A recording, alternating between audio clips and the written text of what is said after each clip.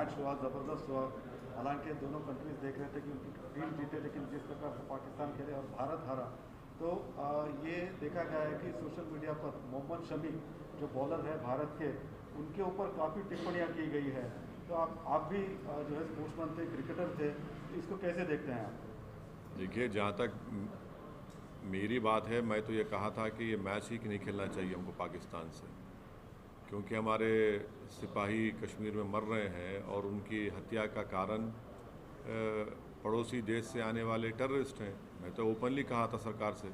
मैं तो ये भी सरकार से सवाल किया, मोदी सरकार से, कि क्या वो उन पीड़ित परिवार से कहेंगे जिन्होंने अपने बहादुर सिपाहियों को खोया कि आप भी कल क्रिकेट मैच देखिए। अब रहा सवाल जहाँ तक कि मोहम्मद शमी को निशाना बनाया जा रहा है कल के क्रिकेट मैच की हार का, ये तो ये बताता है कि फ़िरक़ा परस्ती, रेडिकलाइजेशन और हेट्रेड मुस्लिम्स के ताल्लुक से कितना बढ़ चुका है। एक टीम में 11 खिलाड़ी होते हैं, 11 खिलाड़ी में एक मुसलमान होता है, तो आप उसको टारगेट कर रहे हैं लोग।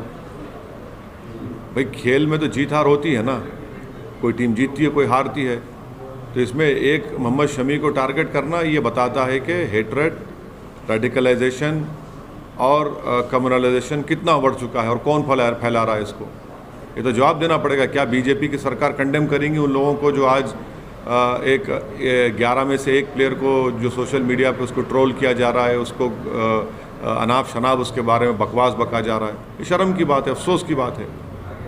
वो तो इंडिया की टीम के लिए खेल रहा था ना। सर, उत्तर प्रदेश में प्रधानमंत्री जी की रैली हो रही है, अभी काशी में चल रहा है, थोड़ी देर पहले सिद्धार्थनगर में हुआ।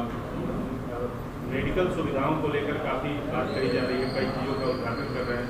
और उसमें योगी जी ने भी कहा कि आज़ादी के बाद जो लोग मेडिकल सुविधाओं से वंचित रह गए, जिनकी मौतें हो गई, उन लोगों को एक तरह से श्रद्धांजलि होगी, जो सुविधाएं दी जा रही हैं। तो योगी को श्रद्धांजलि दो बोलिए। जो गंगा पे लाशें तीर रही थी, जो नदी के किनारे जो कुत्ते लोच कर लाशों को खा रहे थे, उनको भी श्रद्धांजलि बोलिए, बोलेंगे उनके लिए। वो जिनको जलाने के लिए लकड़ी नहीं मिली, अंतिम संस्कार के लिए दफनाने के लिए ज़मीन नहीं मिली, उनके बारे में बताइए। योगी क्या योगी ये कहना चाह रहे हैं? योगी को ये भी कहना चाहिए ना, उनको भी दीजिए आप, फिर बताइए उनके बारे में क्यों नहीं बोलते योगी। ये तो ड्रामा कर रहे हैं। आपको हम आपको फिगर्स दे रहे हैं कि उत्तर प्रदेश सरकार में आज शॉर्टफॉल है सब सेंटर्स का 13,944 का। आपके लिए 40% इसमें शॉर्टफॉल है। उसमें वहाँ पर पब्लिक हेल्थ सेंटर में शॉर्टफॉल है 2,936 का। ये 49% शॉर्टफॉल है पब्लिक हेल्थ केयर सेंटर में। हाँ, कम्युनिटी हेल्थ सेंटर में 53% का शॉर्टफॉल है।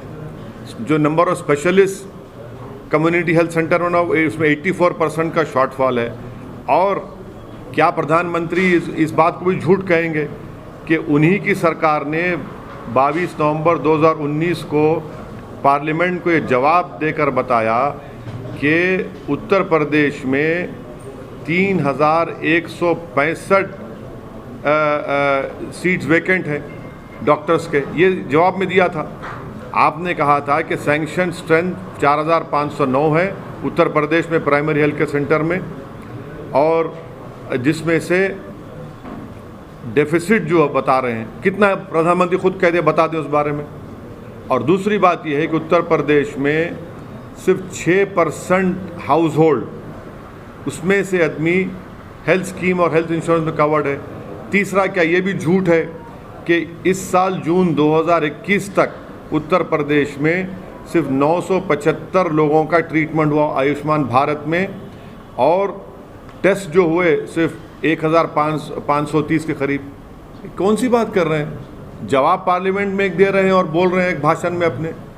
लेकिन सर, सुधार तो हुआ है। प्रधानमंत्री ने भी तारीफ किया कि दिमागी बुखार से इतने बच्चे मरते थे, लेकिन कंट्रोल किया गया। ये तो प्रधानमंत्री को ये पूछना चाहिए कि गोरखपुर में जो दिमागी बुखार से जो लोग बच्चे मर गए थे, उसमें एक डॉक्टर था कफील, उसको क्यों निकाला आपने? वो भी तो मान लीजिए ना। ये क्यों नहीं मानते सच्चाई को? आप प्रधानमंत्री को मानना चाहिए इस बारे में भी। सर, अमित शाह श्रीनगर में है 3 दिन से, जिसमें उन्होंने सिक्योरिटी पे दौरा किया और कई और मुद्दों पे भी बातचीत की। और आज उन्होंने पब्लिक मीटिंग में ये कहा है कि वो श्रीनगर में बुलेट प्रूफ शील्ड के बिना आए हैं, बल्कि हम पिछले कई दिनों से देख रहे हैं कि किस तरह से वहाँ पे टेरर एक्टिविटीज़ हो रही है। और अमित शाह ने कहा है कि 2024 तक हम पूरी तरह से जम्मू कश्मीर को फ्री करेंगे। और क्या है, बुलेट प्रूफ गाड़ी में वो आए हैं, बगैर बुलेट प्रूफ गाड़ी में आए। मैं भी भारत सरकार के 2 डेलीगेशन में गया था, बगैर बुलेट प्रूफ गाड़ी उनको लेके फिरे। क्या मतलब उसका?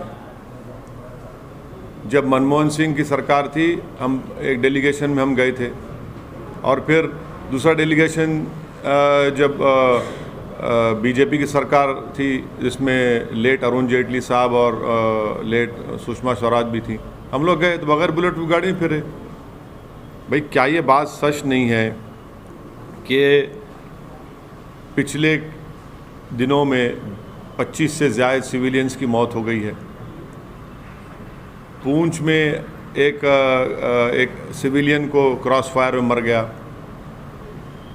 हाँ, और तीसरा ये कि आप 15-16 साल पहले जो टेररिस्ट पकड़े गया था जेल में, पाकिस्तान से जो आया था, उसको आप लेकर जाते हैं और बोलते हैं क्रॉस फायर में मर गया, तो फिर जेल में वो किससे बात कर रहा था? जेलर को सस्पेंड करना चाहिए। चौथी बात यह है कि वैली में कितने मोटरसाइकिल को आपने रोक के रख लिया, 2 व्हीलर्स को। वहाँ पर छोटे स्कूल के बच्चों के बैग की चेकिंग हो रही है। ये सब क्या हो रहा है? फिर हमको भी गाड़ी में बगैर बुलेट गाड़ी भी लेके फिरे थे। सवाल ये नहीं है ना, सवाल ये है कि वहाँ पर ये हत्याएं जो हो रही है, यहाँ पर जो हमारे सिपाही मारे जा रहे हैं, उसके बारे में सरकार के पास कोई एक्शन प्लान ही नहीं है। सर, 100 करोड़ के करीब डोज होगा वैक्सीनेशन का, पूरा सेलिब्रेशन हुआ, आपने भी सेलिब्रेट किया गया?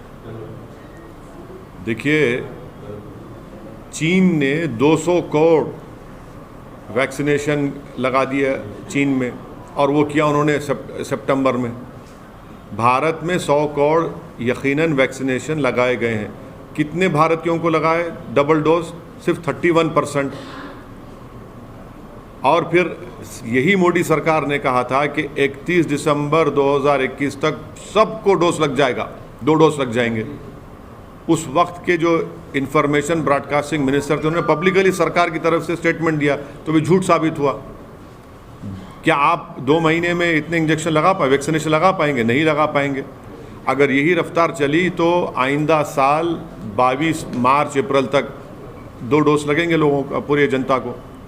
और दूसरी बात, प्रधानमंत्री बोलते बगैर वीआईपी कल्चर। अरे 25% तो लोग अब खुद लगा लिए ना, उसमें सरकार का क्या रोल रहा? तीसरी % प्रधानमंत्री बोलते कि मेड इन इंडिया। कहाँ मेड इन इंडिया है ये? 90% तो ऑक्सफोर्ड जेनेका की वैक्सीनेशन लगाई गई है, और वो बनाई गई बरतानिया में। उसको बनाने का इंतज़ाम यहाँ पर पूना की फैक्ट्री को दिया गया। 10% यस, जो 10% वैक्सीनेशन लगाई गई वो भारत में बनी। 90% तो वो तो इंग्लैंड बरतानिया की बनाया गया है, वहाँ बनाया गया है। तो इस पर भी सच्चाई नहीं है। सर, लास्ट में आप लोग बोलिए, आप लोग मोटरसाइकिल में फिरते, गाड़ी में फिरते? भारत में इतने लोग, नौजवान लोग, काम करने वाले लोग, मेहनत कश लोग, सब मोटरसाइकिल पे फिरते, और उनको पेट्रोल डालना पड़ रहा अपनी गाड़ी में। और बेहतरीन काम यह कि जब पेट्रोल स्टेशन पर जाते 106 रुपये 107 रुपये का 1 लीटर डलाते, तो उनको सामने पोस्टर नजर आता नरेंद्र मोदी जी का, खड़े हुए नमस्ते करते हुए कि बेटा देखो मैंने तुम्हारे लिए इंतज़ाम कर दिया, 106 रुपये पर लीटर कर दिया। वो भी तो श्रद्धांजलि दे रहे हैं वहाँ पर उनको। सर, उत्तर प्रदेश में आप देख रहे हैं, प्रधानमंत्री जी काशी में गए, आप भी जाएंगे? कहाँ पे? बनारस। उत्तर प्रदेश के जहाँ जहाँ विधानसभा पे हम लड़ेंगे, वहाँ जाकर कैंपेन करेंगे। क्यों नहीं करेंगे कैंपेन? हम तो जा चुके ना बनारस को, आपने कवरेज भी किया वहाँ पर। सर, कितनी सीटों पे लड़ेंगे अभी तक क्लियर नहीं हुआ? अभी हमारी तैयारी, हमारे पार्टी प्रेसिडेंट शौकत साहब ने कहा है कि 100 असेंबली सीट पर हम लोग तैयारी कर रहे हैं, बैठ के फैसला करेंगे। सर, फिलहाल उत्तर प्रदेश में किस प्रकार के सियासी हालत को आप देखते हैं? रोज कुछ न कुछ नया हमको देखने को मिल रहा है। इधर से उधर, उधर से इधर, आया राम गया राम बहुत देखने को मिल रहा है। आप पर भी उसका जो है असर हमको देखने को मिल रहा है। तो आपकी नज़र तो फिलहाल उत्तर प्रदेश पे ज़बरदस्त पहली नज़र है, तो कैसे देख रहे हैं?